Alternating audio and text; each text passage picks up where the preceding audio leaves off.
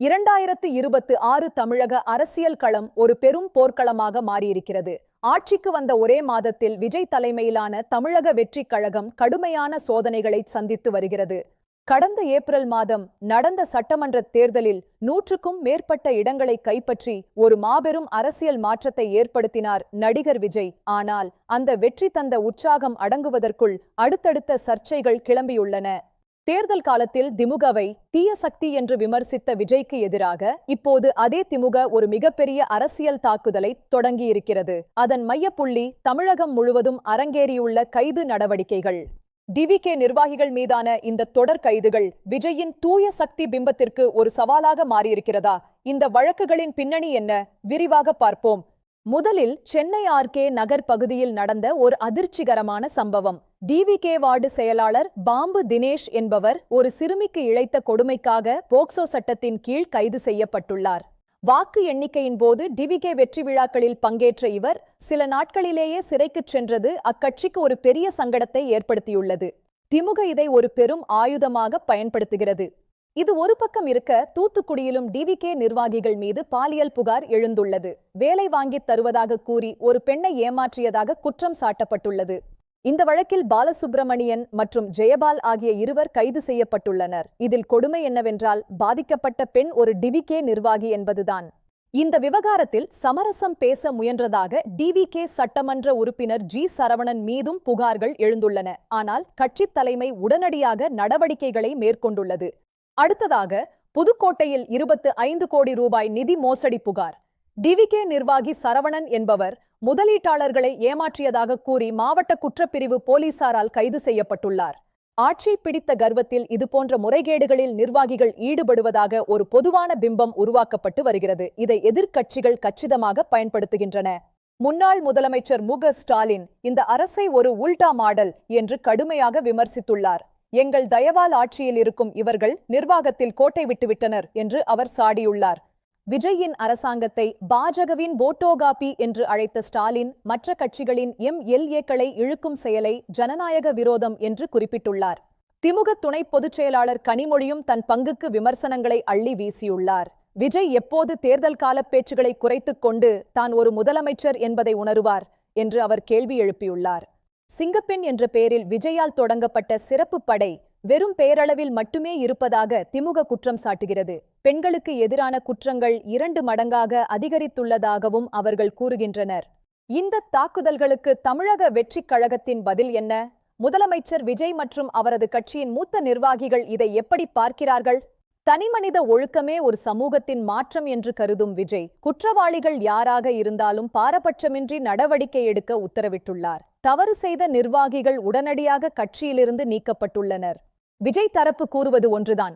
கடந்த திமுக ஆட்சியில் சீரழிந்த சட்டம் ஒழுங்கை சரி செய்ய எங்களுக்கு கால அவகாசம் தேவை. ஒரு மாதத்தில் எல்லாவற்றையும் மாற்றிவிட முடியாது. விஜயின் வளர்ந்து வரும் செல்வாக்கை பார்த்து திமுக அஞ்சுகிறது என்றும், அதனால்தான் சிறு சிறு சம்பவங்களையும் ஊதி பெரிதாக்குகிறார்கள் என்றும் டிவிகே நிர்வாகிகள் கூறுகிறார்கள். இது வெறும் சட்டம் ஒழுங்கு பிரச்சனை மட்டுமல்ல. இது திராவிட அரசியலுக்கும் விஜயின் புதிய பாணி அரசியலுக்கும் இடையிலான ஒரு கருத்தியல் போர். தீய சக்தி வெர்சஸ் தூய சக்தி என்ற முழக்கம் மீண்டும் உயிர் பெற்றுள்ளது. அமைச்சர்கள் இன்ஸ்டாகிராம் ரீல்ஸ் எடுப்பதிலேயே மும்முரமாக இருக்கிறார்கள் என்ற திமுகவின் கிண்டல் சமூக வலைதளங்களில் ஒரு பெரிய விவாதத்தை கிளப்பியுள்ளது. அரசு நிர்வாகம் எப்படி நடக்கிறது என்பதே மக்களின் கேள்வியாக உள்ளது. மத்திய அரசுடனான உறவிலும் திமுகவுக்கும் டிவிகேக்கும் மோதல் வெடித்துள்ளது. நிதி ஆயோக் கூட்டத்தில் விஜய் கலந்து கொண்டது திமுகவின் நீண்டகால கோரிக்கைகளை அவர் பிரதிபலித்ததாக திமுக கூறுகிறது. நீட் விலக்கு போன்ற விவகாரங்களில் நாங்கள் செய்த உழைப்பை விஜய் தட்டி பறிக்க முயல்கிறார் என்பது திமுகவின் குற்றச்சாட்டு. ஆனால் தமிழக நலனுக்காக யார் குரல் கொடுத்தால் என்ன என்பது மக்களின் பதிலாக இருக்கிறது. 2026 இந்த அரசியல் மோதல் இன்னும் சூடுபிடிக்கப் போகிறது. வரும் நாட்களில் மேலும் பல உண்மைகள் வெளிவரலாம். விஜயின் அரசு இந்த சோதனைகளை எப்படி கடக்கப் போகிறது என்பதுதான் இப்போதைய எதிர்பார்ப்பு. இந்த கைது நடவடிக்கைகள் விஜய்க்கு ஒரு பாடமாக அமையுமா, அல்லது இது அவரை மேலும் வலுப்படுத்துமா?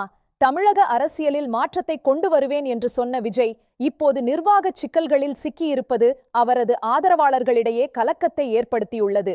சாமானிய மக்கள் இந்த மோதலை ஒரு நாடகமாக பார்க்கிறார்களா அல்லது உண்மையான பிரச்சனையாக கருதுகிறார்களா? விலைவாசி உயர்வு மற்றும் வேலைவாய்ப்பு போன்ற அடிப்படை பிரச்சனைகளில் இருந்து மக்களின் கவனத்தை திசை திருப்ப இந்த மோதல் பயன்படுகிறதா என்ற கேள்வியும் எழுகிறது. விஜயின் கூட்டணி கட்சிகளுக்கே இப்போது ஒரு நெருக்கடி ஏற்பட்டுள்ளது. திமுகவின் கடும் விமர்சனங்களுக்கு மத்தியில் அவர்கள் விஜயை தொடர்ந்து ஆதரிப்பார்களா? ஸ்டாலின் சொன்ன அந்த தயவு இன்னும் எத்தனை காலம் நீடிக்கும்? மீண்டும் ஆர்கே நகர் சம்பவத்திற்கு வருவோம். பாலியல் குற்றச்சாட்டுக்கு உள்ளான நிர்வாகியை உடனடியாக நீக்கியது டிவிகேவின் ஒரு நல்ல தொடக்கம் என்றாலும் குற்றவாளிகள் கட்சிக்குள் நுழைய எப்படி அனுமதிக்கப்பட்டார்கள் என்பது ஒரு முக்கிய கேள்வி. கட்சியில் யாரை சேர்க்கிறோம் என்பதில் கூடுதல் கவனம் தேவை என்பதை இந்த சம்பவங்கள் உணர்த்துகின்றன. வெறும் நடிகராக இருந்த விஜயிடம் மக்கள் எதிர்பார்த்தது ஒரு நேர்மையான நிர்வாகத்தைத்தான்.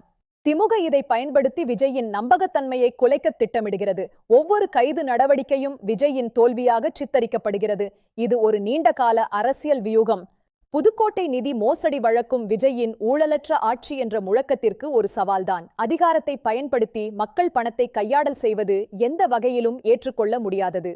நூற்றுக்கணக்கான முதலீட்டாளர்களின் பணத்தை சுருட்டிய சரவணன் போன்ற நபர்கள் கட்சி பதவியை பயன்படுத்தி தப்பிக்க முயன்றது விஜயின் நிர்வாகத் திறமைக்கு விடப்பட்ட ஒரு நேரடி சவால். பெண்கள் பாதுகாப்புக்காக தொடங்கப்பட்ட சிங்கப்பெண் படை வெறும் விளம்பரமாக மட்டும் இருந்துவிடக்கூடாது என்பதே சமூக ஆர்வலர்களின் கருத்தாக உள்ளது.